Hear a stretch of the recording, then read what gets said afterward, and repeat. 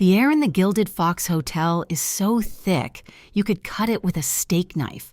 It's Chicago in winter, meaning the wind outside is trying to murder the bricks, but in here, in the grand ballroom, it's a hothouse of perfume, roasting meat and money, old money. My name is Elena Russo.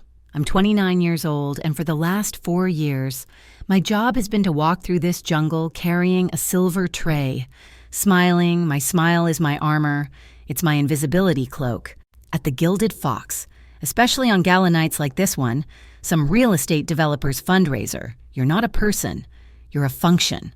A hand that refills, a shadow that clears. And I'm good at it. I'm known for being the calm one, the one who never frowns. I pause in the service corridor, shifting the weight of the tray. The recycled air smells like floor wax. My feet ache. A dull throb that's become a familiar friend. Heels are killing you, aren't they, chica? Maria, another server, leans against the wall, grabbing a sip of water. I nod, rolling my shoulders. Just a few more hours. She taps the simple, slightly worn silver band on my left hand. Your husband. He works nights too. Right, must be hard. What did you say he does? He's a doctor. I run my thumb over the ring. It's always warm.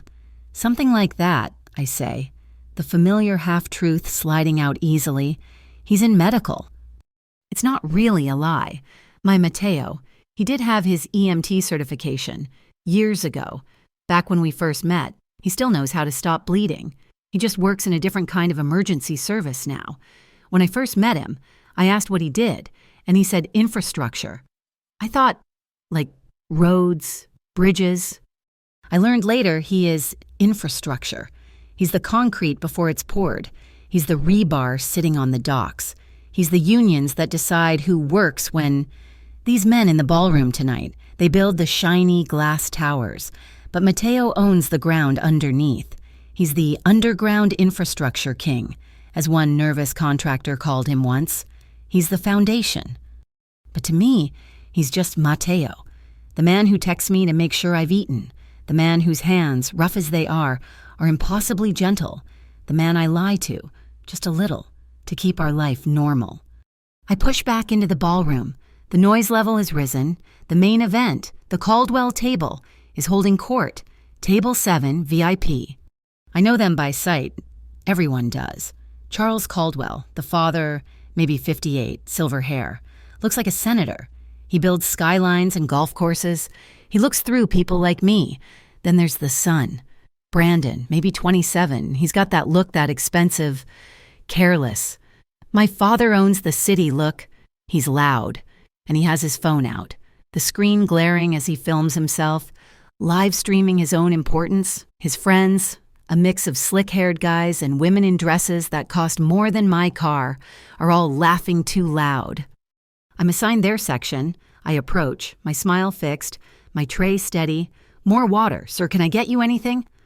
Brandon doesn't look up from his phone. Yeah, a 30-year single malt, and don't take 30 years, sweetheart. His friends snicker, I just nod. Right away, sir. I retrieve the drink from the bar. It's the good stuff. The bottle alone costs more than my monthly rent. I carry the glass, just the one on a small tray. When I get back, Brandon is in the middle of a story, his phone pointed at his friends. I wait for a pause. Your whiskey, sir. He stops. He turns. He looks at the glass, then at me. His eyes are bright and mean. This, he says, his voice carrying, took, 10 minutes for one drink. I order a 30-year scotch. I expect it 30 years ago. The phone camera swings to me. I feel the digital eye on me, broadcasting my face to who knows. 1,000 strangers. I keep the smile plastered on. My apologies for the wait, sir. This is the problem, he announces to his live stream. Service is just terrible. He picks up the glass, and then, in one casual, dismissive motion, he flicks his wrist. It's not hot, but it feels like it. The icy cold liquid hits my hair, my face, my shoulder. It splashes down the front of my black uniform vest, soaking the white shirt underneath. The smell of peat and strong alcohol burns my nose. The ballroom goes silent for one agonizing second. Then the Caldwell table erupts. Laughter, high-pitched whoops. Brandon is laughing the hardest, his phone held high, making sure his audience sees me, dripping, humiliated. I just stand there. I am frozen. I am stone. If I move, I'll shatter. Mr. Davies, the night manager, practically runs to the table. He doesn't look at me. He puts a placating, horrified hand on Brandon's shoulder. Mr. Caldwell, my apologies for the disturbance. A fresh one. On the house. Immediately. He gestures, and Maria appears, her face pale. She gently takes the tray from my shaking hand. Elena. Mr. Davies says, his voice tight, his back still to me. Go. Go clean up. Now. He says it like I spilled it, like I am the mess that needs to be removed from sight. I turn. I walk. I don't run. My shoes squeak on the marble. I can feel every eye in the room on my back, on my dripping hair. I smell like a bar floor. As I pass the wide doors to the service kitchen, I catch the eye of Marco Reyes. He's a prep cook, just a kid. Really, always has his camera, dreaming of being a photographer. He's standing by the hot lamps, his own phone in his hand, held low. He wasn't just watching, he was filming. His face is white.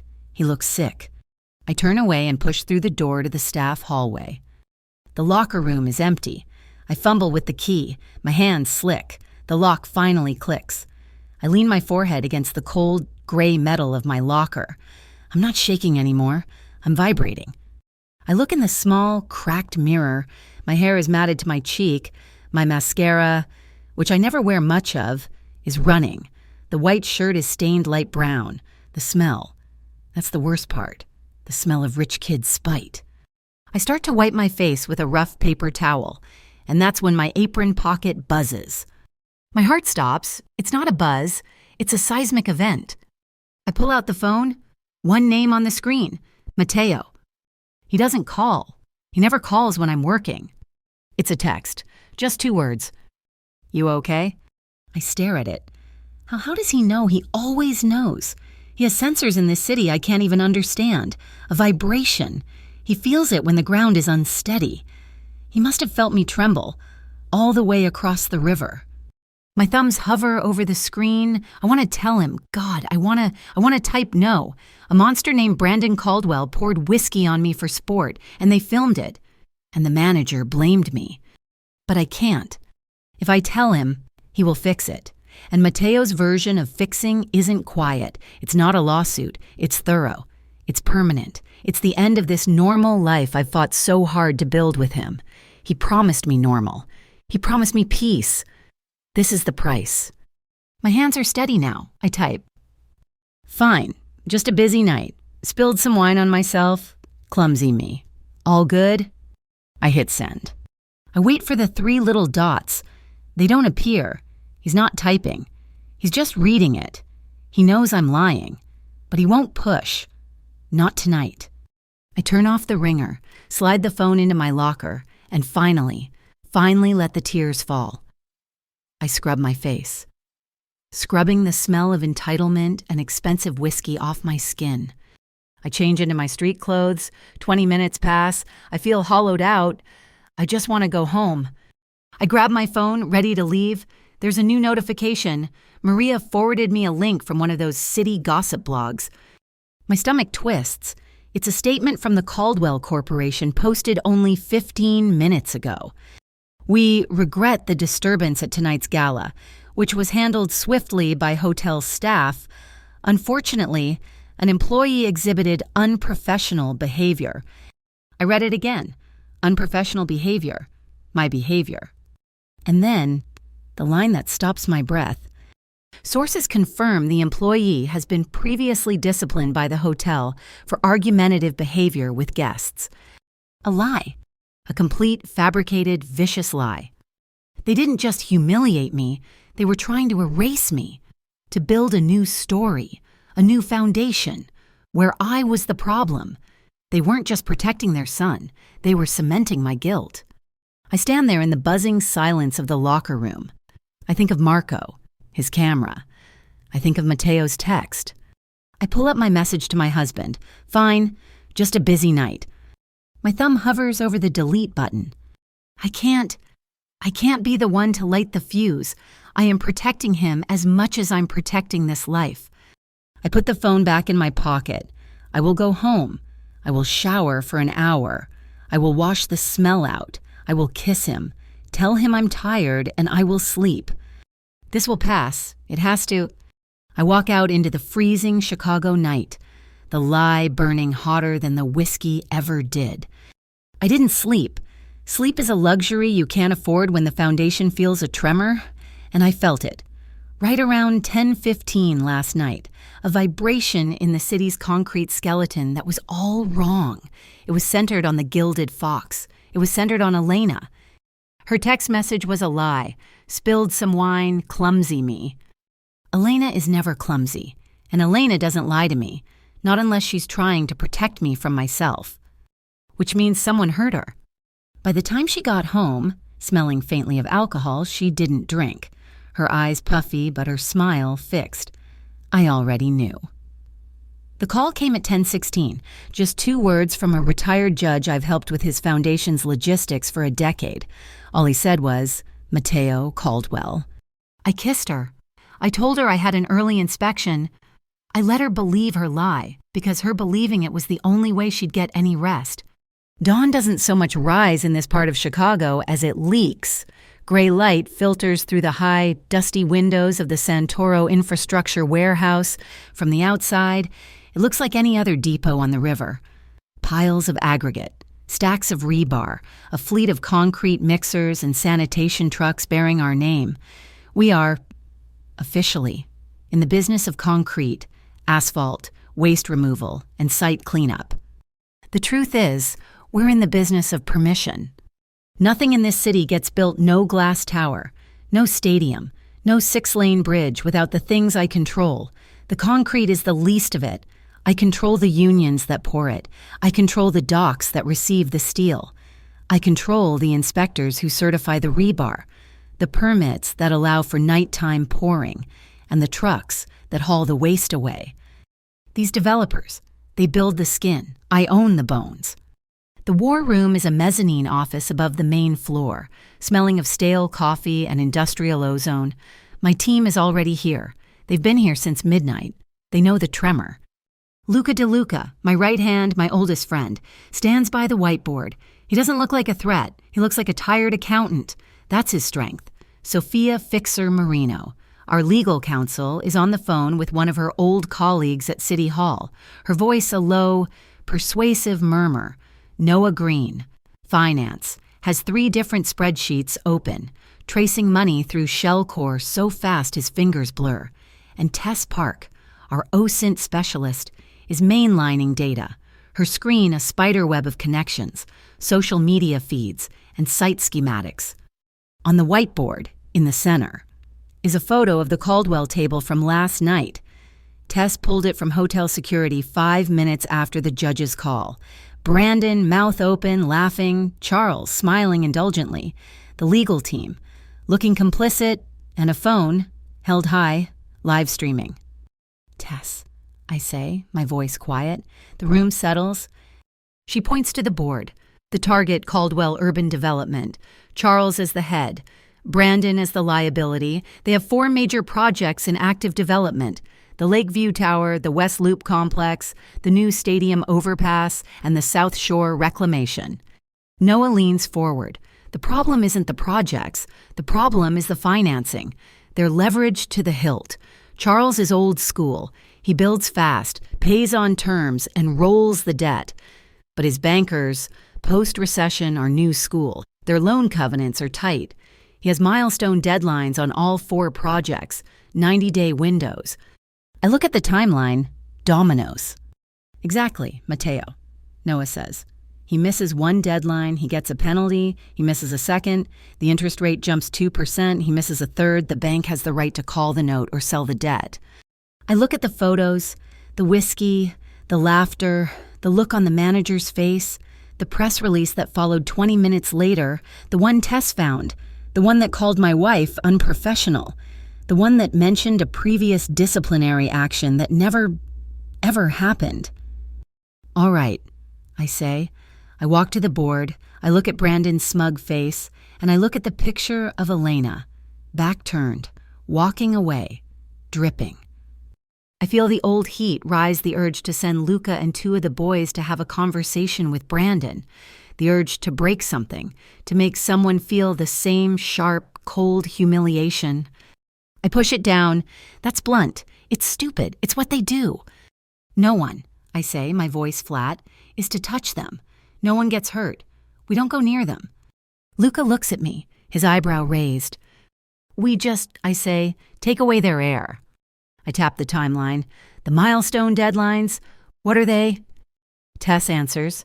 The West Loop complex needs its foundational slab poured. It's scheduled for tonight. 300 trucks, continuous pour, starting at midnight. The stadium overpass needs hot mix asphalt for the access roads. Also a night job. Both are dependent on Santoro Asphalt and Santoro Transport. Good, Sophia. Sophia hangs up her call. The city contracts are clear. Santoro has priority clauses for emergency public works and infrastructure repair. Entirely legal. Make the call, I say. Find an emergency. A water main break near the Gold Coast. A sinkhole. Something that requires our immediate attention. Reroute all asphalt tankers to that public good project, starting this afternoon. Luca smiles, a small, tight thing. The Caldwell site managers will panic. Let them, I say. They'll call our dispatch, and dispatch will tell them they are, unfortunately, second in line, a 48-hour delay, at least. What about the transport union, Luca asks. The West Loop pour. They can't move that much rebar or haul that much excavated dirt without our guys. They're working nights, I say. It's dangerous work. I'm worried about their safety. I look at Luca. He gets it. The Local 309, Nahai says, is due for a supplementary safety check, brakes, tires, haulage weight calibration. It's all in the contract. A sudden, mandatory safety stand-down, effective tonight. No trucks roll until every single vehicle is inspected, top to bottom, for the good of the men, of course. Exactly, I say, it's all legal. It's all by the book. It's just paperwork and safety. By 10 a.m., the first pieces are moving. The city of Chicago discovers a critical sewer line issue that, miraculously, requires the entire output of our asphalt plant for the next 2 days. By noon, the transport union president, a man whose kids' college funds I personally oversee, releases a memo about grave safety concerns regarding night haulage vehicles, effective immediately. The first frantic calls from the Caldwell work sites hit our dispatch logs by 2 p.m. I watch the transcripts roll in. Confusion, anger, threats of lawsuits. Our dispatchers, trained by Sophia, are monuments of polite regret. We understand your frustration, sir, but public safety must come first. Charles Caldwell must be climbing the walls. His entire night shift is standing still. A foundational pour, once delayed, is a logistical nightmare. It's not just a delay of 48 hours. It's rescheduling 300 drivers. It's the concrete curing wrong. It's the inspectors. It's thousands of dollars bleeding out every single hour. He's feeling the squeeze. He just doesn't know who is squeezing. He thinks it's bad luck. While the city's foundations grind to a halt, I turn my attention to the personal. Tess pulls up a new screen. This is the problem. Matteo, the dark media campaign. It started about an hour ago. That fake disciplinary story. I see it. Anonymous blogs, bots on social media, comment sections. They're seeding the lie. I heard she's always rude. That waitress has a history. Caldwell was provoked. They are trying to justify it. The coldness I felt earlier returns, but this is different. This is ice. Lock her down, nay, I say. Tess's fingers fly.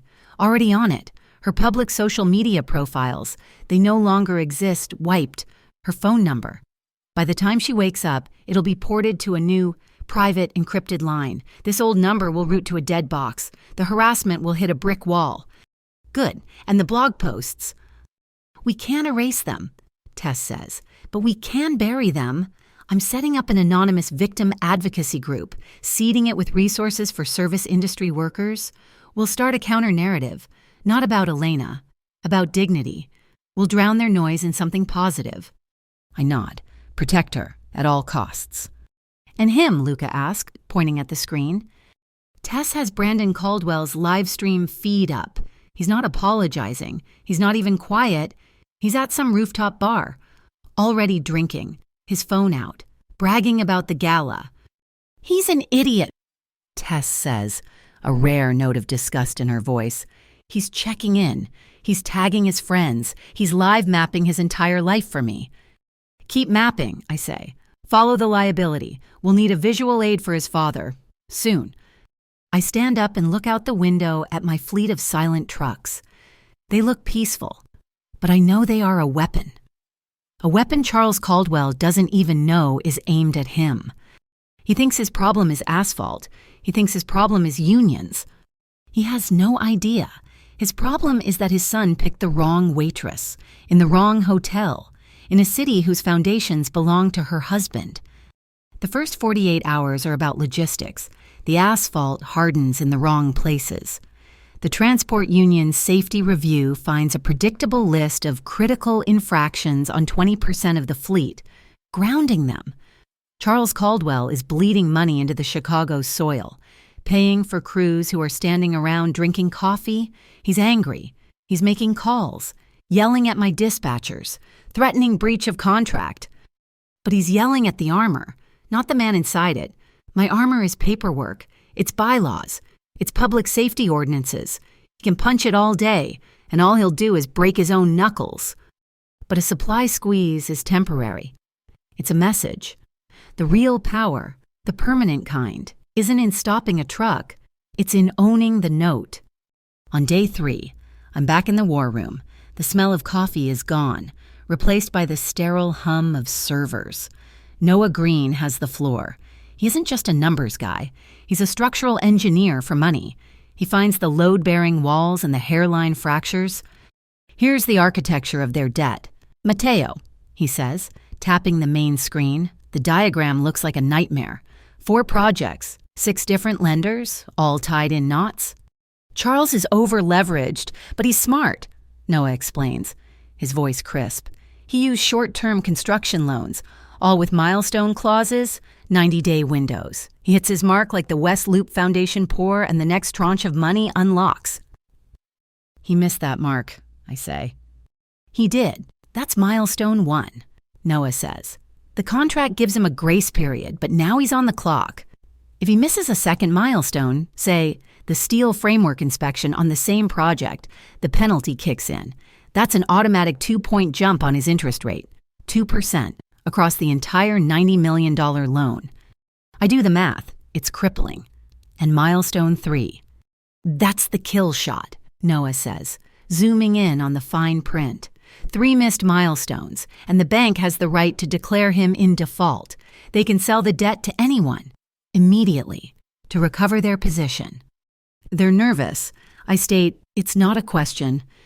They're terrified, Noah confirms. This supply chain bad luck is all over the financial news. Caldwell's risk profile just went from aggressive to toxic.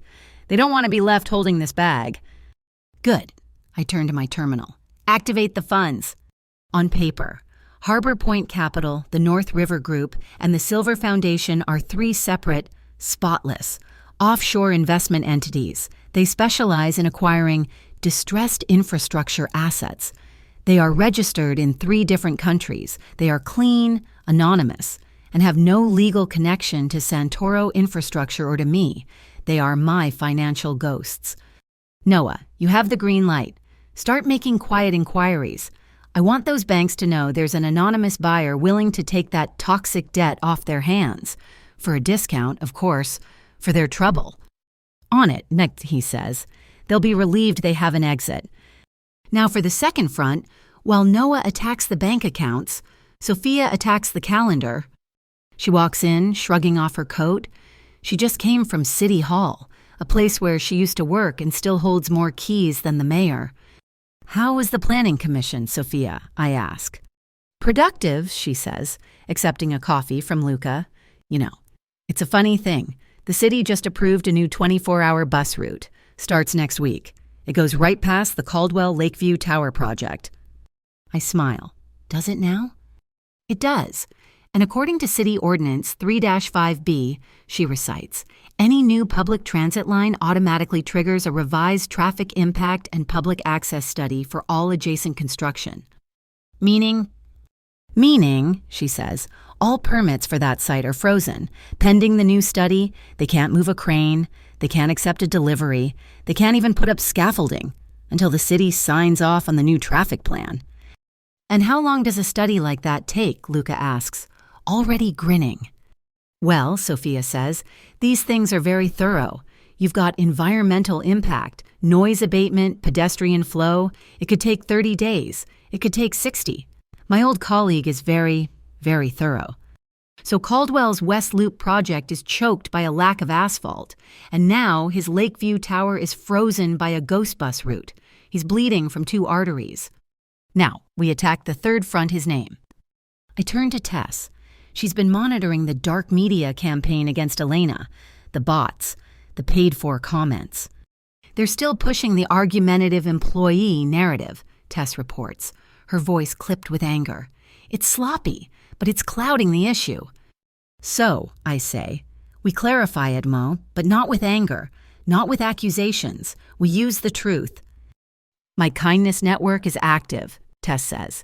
I reached out to my contacts, bartenders, valets, concierges, servers, housekeeping, the people who, like Elena, are invisible until something goes wrong. I didn't give them Elena's name. I just asked, do you know a server at the Fox Italian Mexican Girl? Always calm, always smiling. The story started coming in anonymously. Tess pulls up a new screen. It's an audio file, voice modulated. A valet from a downtown garage. Yeah, I know her. My car broke down last winter. She saw me waiting for the bus, in the sleet. She gave me her taxi. Just gave it to me. Said, get home safe. Who does that? Another one. A bartender from a rival hotel. She's the standard. We all know her. She once covered a table for a junior server who was having a panic attack, took the blame for the messed up order, and tipped the kid out of her own pocket. One by one, Tess weaves these stories. She isn't attacking Caldwell. She isn't even mentioning the incident. She's building a portrait of the woman they tried to erase. She's framing this not as an assault, but as an offense against labor dignity. She's reminding the city that the service staff are human. The next morning, it hits.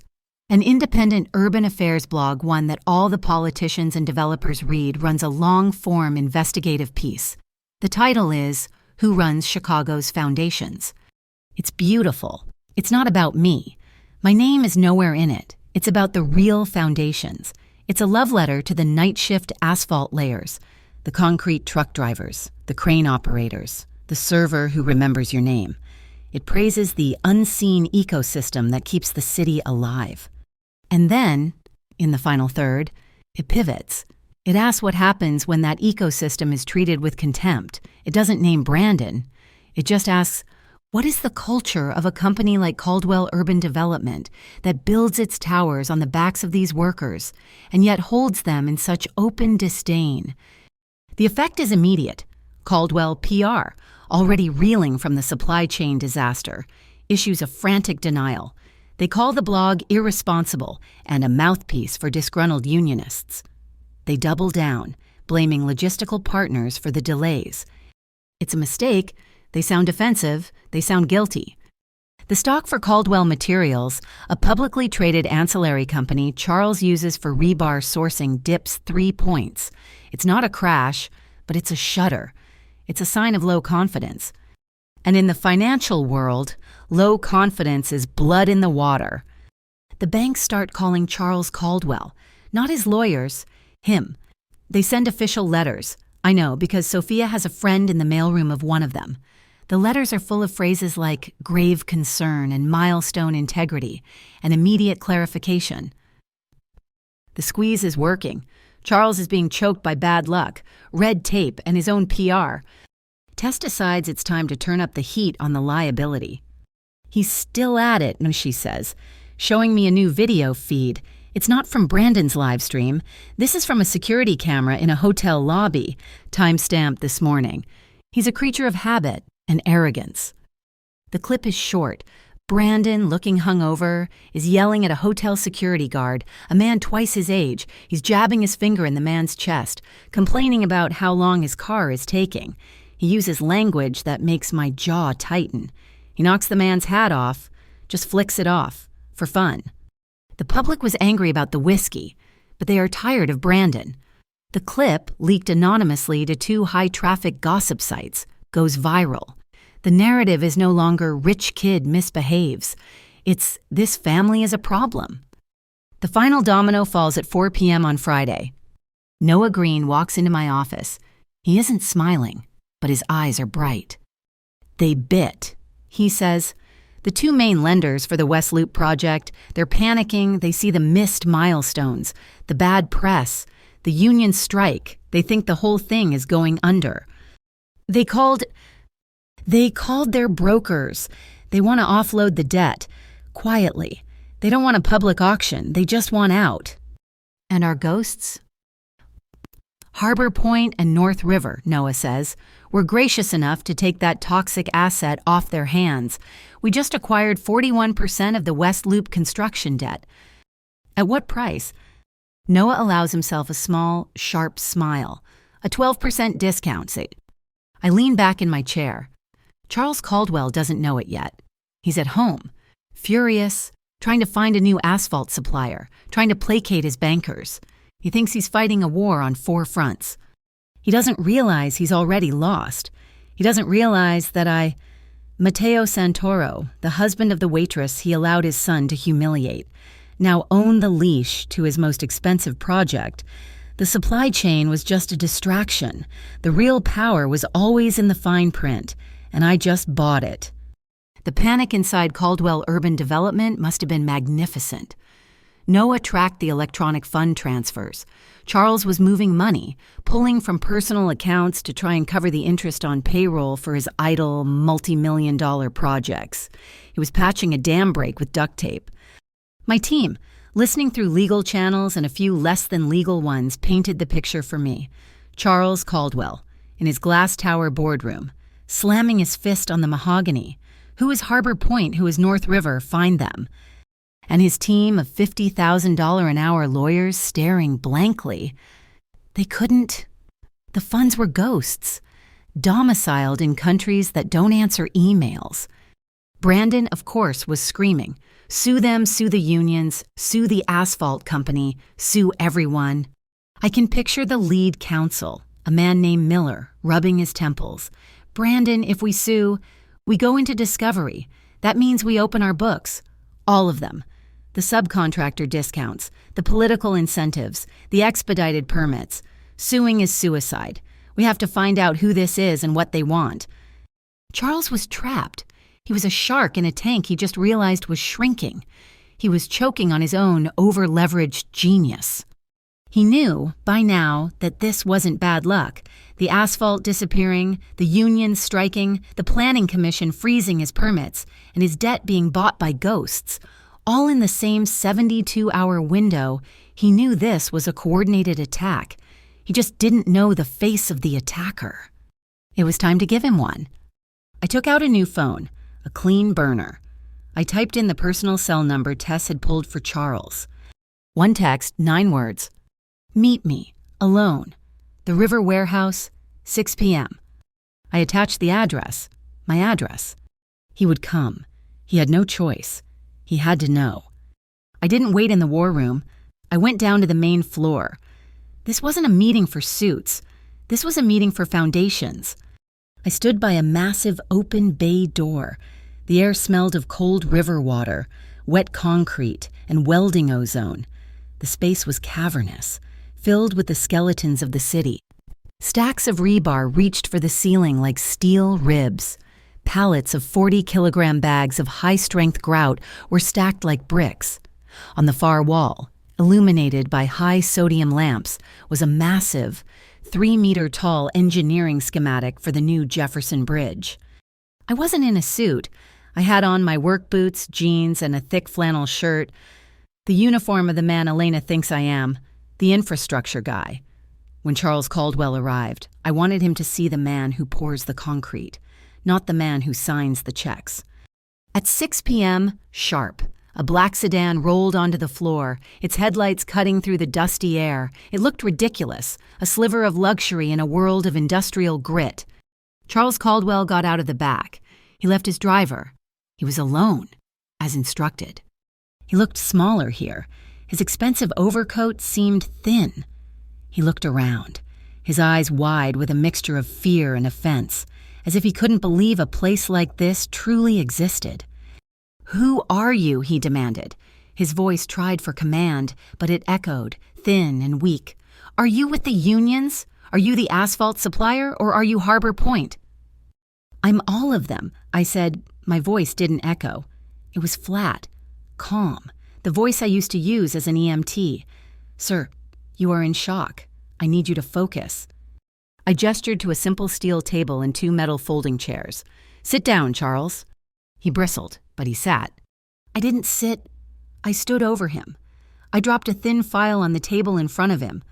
"What is this?" he snapped. "Your list of demands." "That," I said, "is your life, or what's left of it." He opened it. It wasn't demands. It was just facts. A timeline. Night 1, West Loop Foundation pour, missed.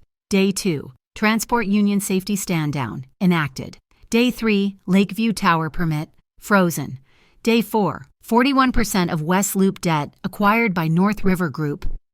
He looked up at me, his face pale. The blood had drained away. He finally understood. It was all one hand. "Who are you?" he whispered. I leaned forward, placing my hands on the table. "I'm the husband." He stared. Nothing. Blank confusion. "I'm the husband," I said again, "of the Waitress, the one your son poured a 30-year-old whiskey on, the one you and your PR team called unprofessional and argumentative. I am Matteo Santoro." Recognition. It was slow, then total. It wasn't fear, it was disbelief. It was the look of a man who discovers the ant he stepped on is actually the pin of a grenade. He thought this was about business, about a corporate raid. "You did all this for that?" "You did all that," I corrected him, "for fun." I slid a single piece of paper across the table. "This is what happens first. These are the soft conditions. You will sign this, right now." He read it. 1, I said, ticking off the points. "You will issue an immediate, public, and personal apology. You will retract the lies your team fabricated about Elena. You will state for the record that your son, Brandon, was solely responsible for an act of unprovoked harassment. 2, Brandon is to be suspended, not on leave. Suspended indefinitely. He will have no public-facing role in your company. He will issue his own separate apology. He will disappear. 3, you will fund a mandatory third-party workplace dignity and anti-harassment training program for every single manager in your entire company, starting with the spineless one at the Gilded Fox. You will pay for it. I will choose the provider." Charles threw the paper down. "This is insane. This is extortion. I'll ruin you. You're just a concrete hauler."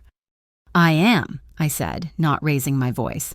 "But I'm the concrete hauler who owns 41% of your future, and you won't ruin me, because if you try, if you so much as breathe my wife's name to the press, I will call the note." He started to laugh, a dry, cracking sound. "Call it, you don't have enough. If 41% isn't control, the banks will side with me. I'm Charles Caldwell." "Are you?" I asked. I slid one more piece of paper over. "You're right. 41% isn't control. It's just a lever. This," I tapped the paper, "is the control." It was a simple calendar. It showed the next 90 days. "You have a choice. Charles, it's very simple. You choose progress or you choose spontaneous combustion." He looked confused. "Sign that paper," I said, "and tomorrow a miraculous breakthrough happens with the transport union. Their safety concerns are addressed. I will allow your trucks to roll in 72-hour blocks, just enough to pour your slab, just enough to keep your bankers from putting that knife in your throat. You'll bleed, but you'll live." "And if I don't," he said, his voice trembling. "If you don't," I said, "the asphalt stays hard, the trucks stay parked, the permits stay frozen, and in 2 weeks, when you miss milestone number 2, and your interest rate jumps 2%, I'll be here, waiting. And I'll buy the rest of your debt from the banks that are climbing over each other to abandon you. 100% legal." He stared at the paper, at the calendar, at the schematic of the bridge on the wall. He was looking at the foundations of the city and realizing they were all mine. This is monstrous." "No," I said. "Monstrous is humiliating a woman for sport. Monstrous is lying about her to save your son's reputation. This is just infrastructure, consequences." He sat there for a full minute. I could hear the gears grinding in his head, the calculation, the ego warring with the balance sheet. The balance sheet won. He grabbed the pen and signed the paper, his signature a jagged slash of anger. "This is a 1-week truce," he spat, shoving the paper back at me. "1 week, we'll renegotiate in good faith." "Of course," I said, folding the paper. 1 week? I didn't need 1 week, I just needed his signature.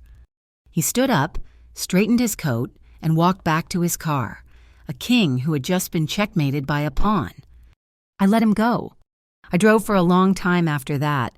The adrenaline of the confrontation faded, leaving behind the quiet, cold hum of the engine. I picked Elena up after her shift. She didn't work at the Fox tonight. She'd taken a few days off. She got in the car, her face tired but clear. The harassment online had stopped, as Tess had promised. The bots were gone. The blogs were buried. She didn't know why. She just thought the storm had passed. We drove along the lake, the water black and calm, the city skyline a string of diamonds. She was quiet for a long time. Then she said, "My mother. She used to clean rooms in a hotel, not as nice as the Fox, but still. She used to tell me about the things people would leave, the messes, the way they treated her, like she was furniture. She told me to always be proud, to work hard, to be invisible, but to be proud." She looked at me, her eyes reflecting the city lights. I felt like her. That night, I felt invisible and small. I reached over, took her hand. Her skin was warm. I didn't tell her about the warehouse. I didn't tell her that Charles Caldwell had just signed his surrender on a steel table. I wouldn't burden her with that. That was my foundation to lay. I turned onto our street. "You are the least invisible person I know. Elena," I said, my voice rough. "You're the center. I will always choose the solid ground for you. Always." She squeezed my hand. She didn't know what I meant. Not really, but she felt it. And for now, that was enough. The truce lasted less than 24 hours. Charles Caldwell did what I asked. Barely. He released a statement, a masterpiece of legal weasel words. It regretted the misunderstanding and retracted the previous incorrect information regarding the Gilded Fox incident. It didn't name Elena. It didn't name his son. It was the bare minimum. In return, I allowed a small artery to open. I authorized the transport union to release just enough trucks for the West Loop Foundation, citing partial safety compliance. I gave him air. I was testing him, seeing if he understood the rules of this new foundation. He didn't. I was at home, making coffee, when Tess called my private line. Her voice was cold. "He broke it. Matteo." "The statement was weak," I said, "but it met the terms." "Not the statement," she said. "The back channel. He's smarter than I thought, or slimier. He didn't use his own PR. He hired a third-party reputation management firm. They're seeding bot farms and paying micro-influencers to post blind items all over social media." She read one aloud. "Spotted downtown hotel waitress known for clumsy spills around rich guests. Here she's trying to shake down a major developer's son. It's deniable. It's not traceable to him. But it's him. He signed your paper with one hand and kept trying to destroy her with the other.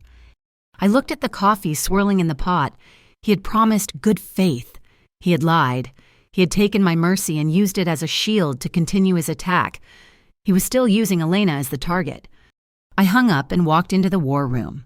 Luca, Noah, and Sophia were already there. They'd heard the call.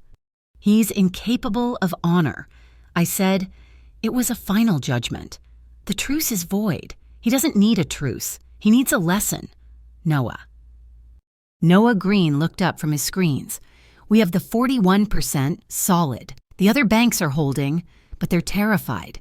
The one we really need is a regional fund, Midwest Savings and Loan. They hold the key 11% slice. They're small. They're scared. They believe this is all just catastrophic bad luck. They need one more push, I said. One more piece of bad luck. Sophia. Sophia Marino, my fixer, was looking out the window. The wind was picking up, howling off the lake. The Chicago hawk was awake. The wind, she said, a slow, predatory smile spreading across her face. It's beautiful. She pointed to the forecast, gusts up to 45 miles an hour. OSHA has very, very clear guidelines about high wind operations, especially for tower cranes. The West Loop site, I said. They have 3 cranes. And all it takes, Sophia said, is one anonymous, deeply concerned phone call from a worker about a strange sound he heard from the crane's axle during the last shift. It triggers an immediate, mandatory shutdown. All work ceases. They have to bring in a specialized inspector to check the crane shafts for microfractures. How long, I asked? 24 hours minimum, she said. 48, more likely. To get the specialist to sign off, it's a full stop. And, Matteo, this will be milestone number 3. Make the call, I said. Sophia made the call. Within an hour, the West Loop site was silent. The priority trucks I'd released were idling at a blockade, turned away due to a critical safety emergency. It hit the financial wires by noon. Caldwell Project suffers 3rd major setback. Safety concerns halt work.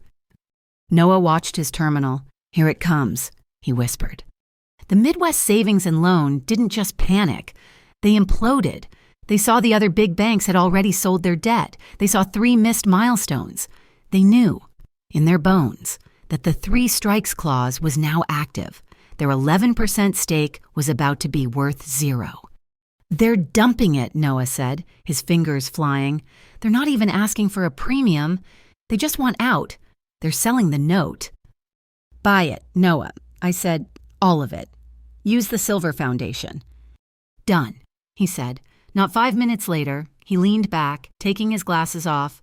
Congratulations, Matteo. Harbor Point, North River, and Silver Foundation now collectively own 52% of the Caldwell West Loop debt. You own him. You can call the note due right now. I will, I said. Get Charles on the phone. This time, they came to the warehouse, to the mezzanine office. Charles arrived, his face gray. He brought Brandon with him, a mistake. Brandon looked like he hadn't slept. His arrogance curdled into a high-strung, shaky rage. What is this? Charles demanded. I signed your paper. I did what you asked. You did, I said, my voice quiet. I sat at the steel table. Luca stood behind me, motionless. And then you hired a bot farm to call my wife a liar. You broke the truce, Charles. So the terms have changed. The soft conditions are over. I slid 2 plain white envelopes onto the table. You have 2 choices, I said. Envelope A, envelope B. Brandon scoffed. We're not playing your stupid games. Quiet, Brandon, Charles snapped, and he looked at the envelopes. What are they? Envelope A, I said, is orderly collapse. I am the man who owns Harbor Point, North River, and Silver Foundation. As of an hour ago, I control 52% of your debt. Envelope A is me calling that note due. You default. We seize the West Loop assets. We liquidate your company. Your brand, Caldwell Urban Development, ceases to exist by Friday. It's clean. You're ruined. But you're not in jail. You just vanish. Charles looked like he'd been shot. Brandon's jaw went slack. Or, I said, tapping the second envelope, you choose envelope B. Justice and reform. What reform? Charles whispered. I leaned forward. 1. You and Brandon will hold a live press conference. Today, you will apologize. By name. To Elena Russo, you will use the words harassment, abuse of power, and a culture of entitlement. You will publicly retract every lie. 2. You will establish the Chicago Service Worker Dignity Fund, a nonprofit providing legal aid and support to hospitality and service workers who are harassed. You will provide the seed capital, $40 million. Charles made a gagging sound. 3. The Lakeview Tower Project. 12% of its final net profit equity will be transferred, irrevocably, to a new trust, the Worker Scholarship Fund, for the children of this city's service employees. And 4, I said, looking directly at Brandon, you disappear. No more public role, no more social media, no seat on the board. Your father can give you a desk in a basement, but you are finished in this city. That was the trigger. Brandon exploded. You think you can do this? You're a effing concrete driver. You're nobody. I'll kill you. He lunged across the table, not at his father, at me. He never made it. Luca DeLuca moved. He didn't intercept. He didn't throw a punch. He didn't grab him. He simply stepped between us. A calm, immovable object. Brandon, consumed by rage, shoved Luca in the chest. Get out of my way, you old... Luca didn't flinch. He just raised his personal cell phone, his hand perfectly steady. He didn't say a word. On the screen, a video was playing. It was grainy, from a different bar. 2 years ago, Brandon, younger, drunker, shoving a valet. Then it cut to a PDF, a legal settlement, confidential, for a 5-figure sum. Then another and another, a harassment claim from a caterer, a DUI that vanished from the records, a string of payoffs, fixes, and buried crimes. Tess's entire file, summarized in 90 seconds. Brandon froze. The color drained from his face. He was looking at his entire secret history, the armor his father's money had built for him, all on one screen. Charles, his eyes wide, looked at the phone. He looked at his son. And for the first time, I saw the arrogance in his eyes shatter. He hadn't known. Not all of it. He saw the liability. He saw the monster he had built. Sit down, Brandon, Charles said. His voice was dead. Brandon collapsed into his chair. Charles looked at me. The fight was gone, and he was a hollowed-out building. He pointed a shaking finger. Envelope B. He reached for it. You'll need lawyers to... No, I interrupted. You'll sign the term sheet, right now. Sophia, who had been silent in the corner, stepped forward and placed a thick, bound document on the table. My lawyers are very thorough. It's all there. The fund transfer, the equity grant, the new board structure, ironclad. Charles Caldwell picked up the pen. He signed. He pushed the document back. He looked at me. A man who had lost his entire world in 10 minutes. Is that all? I stood up and leaned across the table, my voice just for him. One more thing. You used her. You used her humiliation to hide your son's behavior. You used her name in your fake apology. You used her name in your whisper campaign. You never understood. She was never the target. She was the line, and you crossed it. I leaned in closer. Don't ever use Elena as a shield again. There is no envelope C. Do you understand me? He just nodded, a single, broken movement. I went home. The press conference was at 5 p.m. I was sitting on our couch when Elena came in, holding groceries. Hi, she said, long day. Something like that. I said, I picked up the remote. There's something I think you should watch. She looked at me, confused, as she sat down. What is it? I turned on the TV. It was all local channels. A podium with the Caldwell Urban Development logo. Mateo, what? Charles Caldwell walked to the microphone. He looked gray. Brandon stood behind him, his eyes vacant. Good afternoon, Charles said, his voice shaking. I am here today to make a profound and overdue apology. Elena sat up, her hand going to her mouth. To a member of the Gilded Fox Hotel staff, Miss Elena Russo. Elena stopped breathing. She looked at me. Charles continued.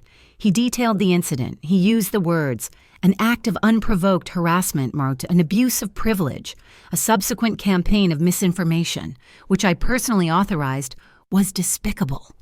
Then Brandon stepped up. He read from a card in a monotone, apologizing directly to her.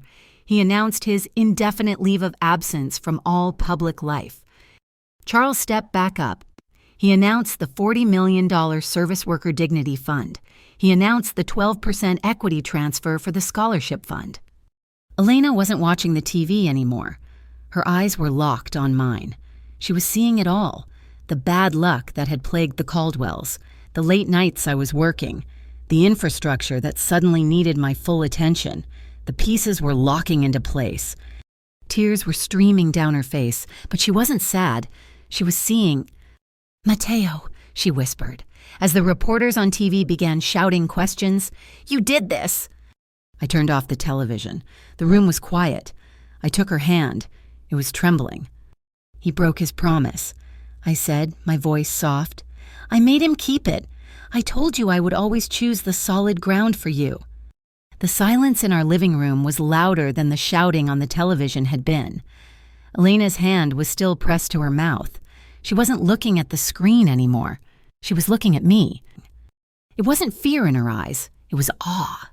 It was the look of someone seeing a familiar landscape for the first time, realizing the quiet hill they lived on was actually a dormant volcano. You did this," she whispered again. "It wasn't an accusation.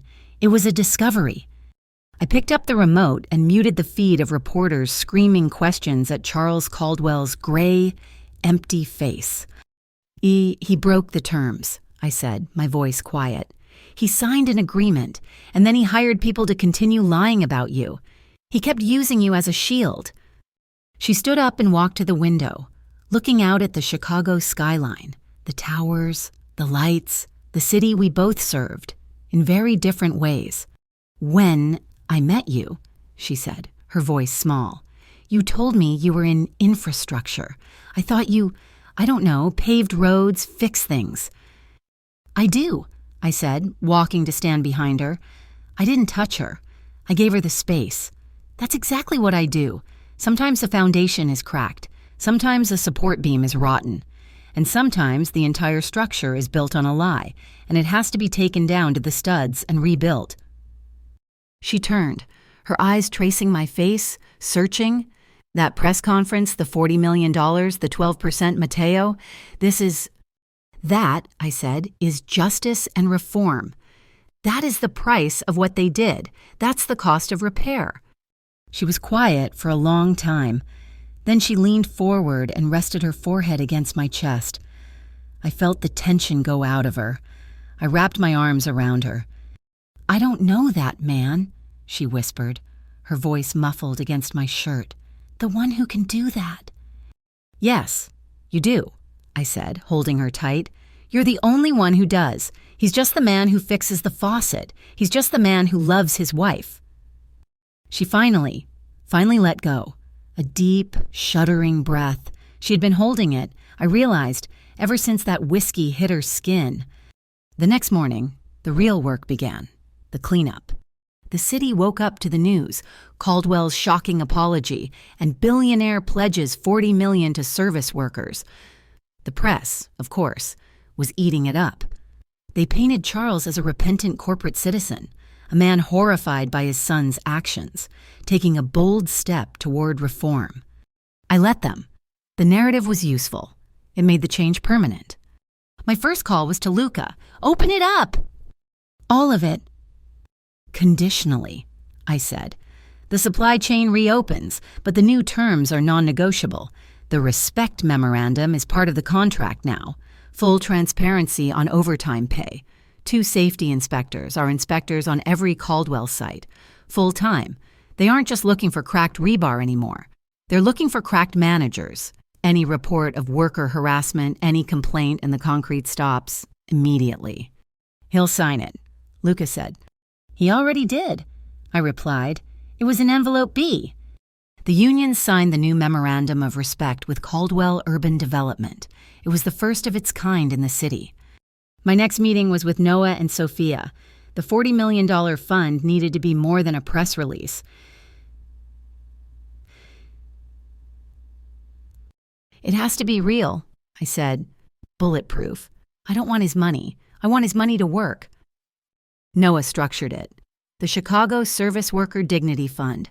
We placed the retired judge, the one who made the first call to me, on the board of directors. We added the head of the city's largest hospitality union and a dean from the university law school. Its mandate was simple. First, legal aid. Any hotel worker, any valet, any server in the city who faced harassment could get a lawyer, fully paid for, to fight back. No more settlements. No more non-disclosure agreements. Second, scholarships. The 12% equity from the Lakeview Tower would feed it. It was for the children of the workers. The ones like Elena, the ones like her mother. The press called it a new model of corporate responsibility. I just called it consequences. Tess, meanwhile, monitored the fallout. Brandon Caldwell, as promised, vanished. His social media was deleted. His name was scrubbed from the company masthead. Tess, through her sources, found him 3 weeks later. He'd been given a desk in a windowless office in a suburban annex, his job reviewing municipal water main contracts. His new business card, if he'd been allowed one, would have been blank. He was a ghost. The city moved on, but the real test was Elena. A week after the press conference, she was standing in our bedroom, holding her gilded fox uniform. It was clean, pressed. "What are you doing?" I asked. "I'm going to work," she said. Her voice was steady. My first instinct was to say no, to tell her she never had to work another day in her life, that I would buy the hotel and turn it into a parking lot if she wanted. But I looked at her. I saw the set of her jaw. This wasn't about money. It wasn't about the job. It was about walking back into the place where she was made to feel small and standing tall. It was about her foundation. "Okay," I said, "I'll drive you." I sat in the car across the street, in the shadow of an alley. I watched her walk up the steps, her back straight. She pushed through the revolving door. I waited. I was prepared for anything, for one of the old managers to say something, for a guest to make a remark. I had Luca and 2 of his men inside, dressed as guests, just watching. Elena told me what happened later. She walked into the staff locker room. The new hotel manager, Mr. Davies, the one who had placated Brandon, had been fired, was waiting for her. He was a new man, brought in from another chain. He didn't make a speech. He just looked her in the eyes and said, "Miss Russo, on behalf of the Gilded Fox, on behalf of our entire brand, I am profoundly sorry for what you endured. It was a failure on our part, and it will never happen again. Your station is ready, if you'd like it." Maria, the server who had taken her tray, was there. She just walked up and hugged Elena, then the other servers, the busboys, the bartenders. One by one, they came up. They didn't say much. They just embraced her. They knew. She had stood up for them, even without meaning to. She worked her shift. She said it was strange. The guests, the ones who had seen the press conference, they made eye contact. They said please. They said thank you. One wealthy woman, a regular, stopped Elena, touched her arm, and said, "I'm so glad you're back." She was no longer invisible. When she got back in the car at 2 a.m., she was exhausted, but she was smiling. A real smile. "How was it?" I asked. "It was just a shift," she said. She knew I had been watching. She knew I had men inside. She didn't say anything about it. She just leaned over and kissed me. "Let's go home. I hear the faucet in the guest bathroom is dripping." "I'll take a look at it," I said. And I did. I spent an hour the next morning, my tools spread out on a towel, replacing a $5 washer. She brought me coffee. She watched me work. My hands, the same hands that had signed the orders to dismantle Charles Caldwell's empire, now carefully tightening a compression nut. She put her hand on my shoulder. "That's the man I married." "He's the only one here," I said. That weekend, we walked by the river. The wind was still cold, but the sun was out. The city felt clean. We stood by the railing, looking at the water. "For so long," she said, I thought the goal was just to get through it, to be invisible, to not make waves. My mother taught me that. Be quiet, be good, and they won't hurt you. She shook her head. They hurt you anyway. She turned to me, her eyes clear. All this time with the online harassment, with the manager, with Brandon, I felt so completely unseen. I took her hands. They were calloused from the trays, but they were the strongest hands I knew. I see you, I said. My voice was rough. Elena, I have never seen anyone but you. From the first day you served me coffee, when I was just a guy with a broken-down truck, when you had no idea who I was, you were the only thing in this whole city that wasn't infrastructure. You were the only thing that was real. I see you, too, Mateo, she whispered. All of you, the man who fixes the faucets, and the man who protects his family. I see you. The city settled. The news cycle moved on. But something had changed. Caldwell Urban Development actually began to reform. The anonymous hotline they set up, the one Sophia's people monitored, started getting calls, real ones, and they were being acted on. Managers were being retrained. Respect was now, literally, part of their key performance indicators, tied to their bonuses. A precedent had been set. The story of the waitress and the billionaire's son became a whisper, a legend in the service corridors of the city. A reminder that even the deepest foundation can crack if you put pressure on the right spot. 6 months. That's how long it takes for a new foundation to settle, for the concrete to cure to its full strength. That's how long it took for the city to absorb the shock of the Caldwell reform. The Lakeview Tower, the project Sophia had frozen with a bus route, was finally opening. It was summer. The sun baked the pavement and the air was thick, but the ceremony was full of suits. I wasn't on the guest list. I was in a car parked 2 blocks away, Luca at the wheel, watching a live feed from a local news camera. Charles Caldwell stepped up to the podium. He was thinner. His voice, once a commanding boom, was now a measured monotone.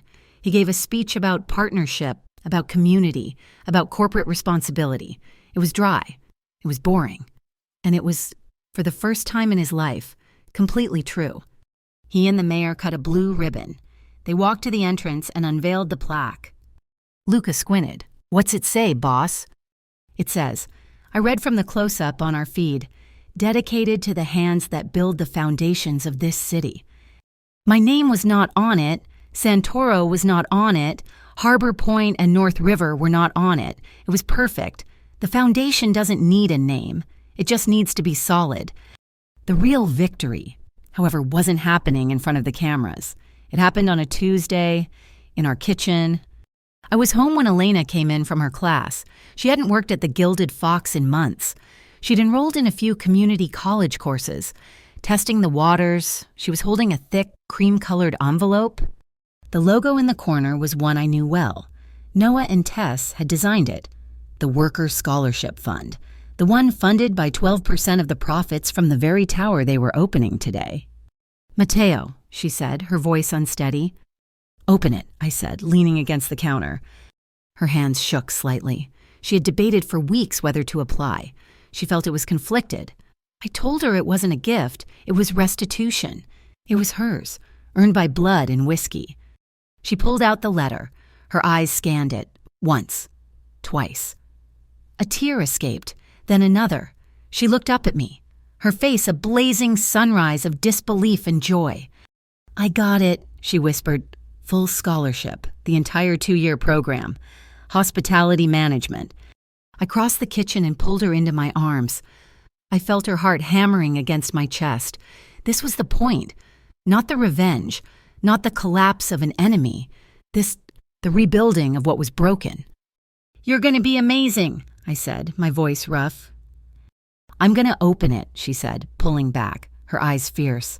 My cafe, a small one, I even have the name. The Kind Cup, a place where the coffee is good, but the people are treated better. No one will ever be invisible there. She was building her own foundation, with better materials. My world settled, too. Charles Caldwell and I still met, once a month. He came to the warehouse. He didn't bring lawyers. He just brought blueprints and timelines. He sat at the same steel table where he had signed envelope B. "Matteo," he'd say, all the bluster gone. "We're ready for the South Shore pour. Phase 2. "Safety certs," I'd ask. "Triple-checked, signed by your inspector, and the new overtime pay structure is already approved by the union." "Good," I'd say, and I'd sign the release for the concrete. He didn't argue. He didn't haggle on safety. He didn't try to cut corners on a single dignity clause. He had learned, the hard way, that the most expensive thing in the world is a weak foundation. He was ruined as a tyrant, but he was, oddly, a much better builder. I kept one loose end. Brandon, I had Tess keep a passive file on him. I didn't want any more surprises. For 5 months, the report was the same. He went to his basement office. He reviewed water main contracts. He went home. But last week, Tess's report changed. "He's moving at night," she said, sliding a grainy, long-lens photo onto my desk. It was Brandon, and he was in a hoodie and jeans, his hair a mess, carrying a box. He was walking into the back door of a community soup kitchen on the west side. His father made him volunteer, Tess explained. Part of his rehabilitation. Started 3 months ago. The mandatory part ended last month. But he kept going. I finished looking at the picture. "He kept going," she confirmed. "He works the dish pit 3 nights a week. He doesn't talk to anyone. He just scrubs pots." She played a small, muffled audio file from a bug one of her assets had planted. It was just the clang of steel, the rush of water, then a woman's voice. "That's the last of it. Brandon, good work tonight. See you Thursday." There was a pause, and then Brandon's voice. So quiet, I almost missed it. "Thanks, yeah, see you Thursday." It was, I realized, probably the first time in his life he had heard a genuine thank you that wasn't tied to a check or a threat. I looked at the file, at the broken, arrogant boy washing dishes in a basement. "Close the file, Tess," I said. "He's not a liability anymore. He's just a man." Not all the ripples were quiet. One day, Luca tossed the Chicago Reader on my desk, the arts section. There was a full-page review, a new photography exhibit, at a small, respected gallery. "The Hands That Hold the City." The photographer was Marco Reyes. I remembered his face, the young prep cook in the gilded Fox service corridor, his phone held low, his eyes wide with shock, the kid who had filmed the whole thing. He'd never leaked it. He'd sent the file to one number, a dead drop I controlled, given to him by the old judge. He had trusted the foundation to do its job. I went to the gallery, after hours, alone. The pictures were honest. They were beautiful. There was a close-up of a server's hand, the knuckles red, balancing a heavy silver tray, the tattooed forearm of a rebar worker, straining, the laughing face of a woman on a sanitation truck, her shift ending at dawn. He hadn't photographed the glass towers. He'd photographed the people who kept them from falling. I bought the main piece, the server's hand. I had it hung, anonymously, in the main hall of the transport union. Tonight, there are no meetings, no trucks, no reports. I get home, and I do the ritual. The work phone, the one that controls Santoro infrastructure, goes into a drawer. The burner phone, the one that controls Harbor Point, goes into the safe. I power them both down. I walk into the kitchen. The smell of garlic and tomatoes fills the air. Elena is there, not in a uniform, not in her college sweatshirt, but in a simple dress. Her hair pinned up. An apron is tied around her waist. We eat at our small kitchen table. No TV, no news, just the sound of forks on plates and the low hum of the city. She raises her glass of wine. "To the kind cup," she says, her eyes sparkling. I raise mine, to the founder. We sit in the comfortable silence of people who have nothing left to hide. "You know," she says, setting her glass down, "people are different. At the school, in the shops, that fund, your justice and reform, it changed the weather. Matteo, I think you made them afraid to be cruel." I reach across the table and take her hand. Her skin is warm. "Fear is a bad foundation, Elena," I say. "It doesn't last. It rots. You can't build anything real on it." I look at her, The woman who started all this by simply existing, by simply being decent. This city, I say, the good parts of it doesn't stand on what it fears, it stands on what's right. It stands on people like you, who get up every day and do the work, who hold the line with dignity. I just leveled the ground so you could be seen. After dinner, as I'm washing the dishes, she pulls a box from the top of the closet. From it, she takes a piece of linen, folded, yellowed with age. She unfolds it. It's a tablecloth, hand-embroidered, tiny, perfect flowers along the border. My mother's, she whispers, running her hand over the stitches. The one she kept in plastic, the one she saved for a special occasion that never came. She was so afraid it would get stained. She looks at me, and her eyes are clear. She doesn't fold it back up. She takes it and drapes it over our small, wooden kitchen table. It hangs there, bright and proud, a symbol of a dignity that was never, ever invisible. I dry my hands and put my arm around her waist. The kitchen window is open. The Chicago wind, the old, restless hawk, blows in off the lake. It's not a howl tonight, it's just a breeze. It stirs the edge of the tablecloth. Outside, the glass towers glitter against the black sky. Silent and massive, they look permanent. They look like they own the world. But we know the truth. We know what's holding them up.